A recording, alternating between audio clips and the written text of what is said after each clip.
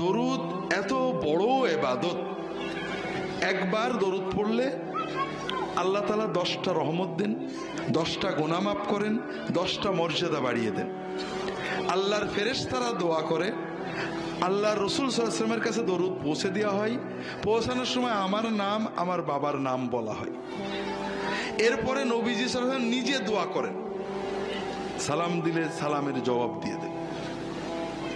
যে বেশি বেশি দরুদ পড়বে আল্লাহ তাআলা তার আরো কিছু মর্যাদা দেবেন।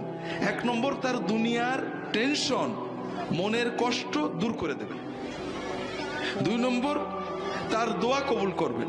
3 নম্বর, আখিরাতে সে রাসূলুল্লাহ সাল্লাল্লাহু আলাইহি ওয়াসাল্লামের শাফাআত পর বেশি যোগ্যতা অর্জন করবে।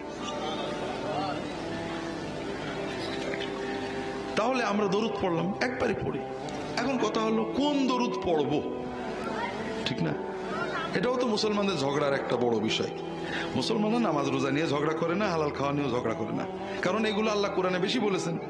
আর যেগুলো আল্লাহ কোরআনে বলেননি, রাসূলুল্লাহ সাল্লাল্লাহু আলাইহি ওয়াসাল্লাম মোটে বলেননি, এইগুলো নিয়ে ঝগড়া করে। দরুদ আল্লাহর ইবাদত, ঠিক না ভাই? তবে এটা আল্লাহর কাছে চাওয়া। আপনি যদি না পারেন এমনিই বলেন আল্লাহুম্মা সাল্লি আলা মুহাম্মাদ, এটাও দরুদ।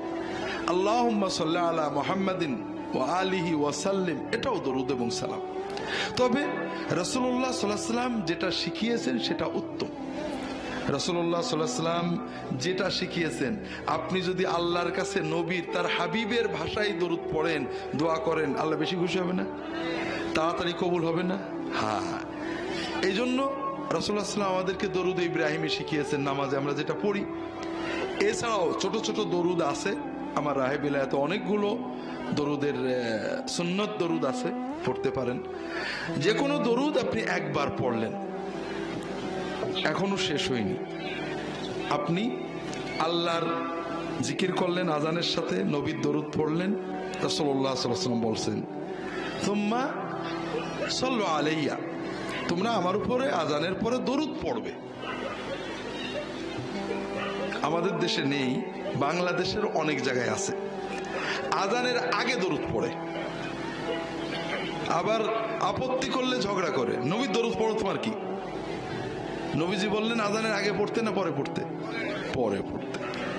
ভালো কাজ নবীজির নিয়মের বাইরে করলে কি ভালো থাকে? আপনি নামাজ শুরু করেন না, বিসমিল্লাহ বলা ভালো কাজ না খারাপ কাজ? বিসমিল্লাহ আল্লাহু আকবার করবেন, হ্যাঁ?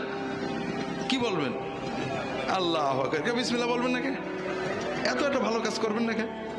কারণ এই সময় নবীজি বিসমিল্লাহ বলা শেখাননি, এই সময় আল্লাহু আকবার বলাই হলো বিসমিল্লাহ। কথা বোঝেননি?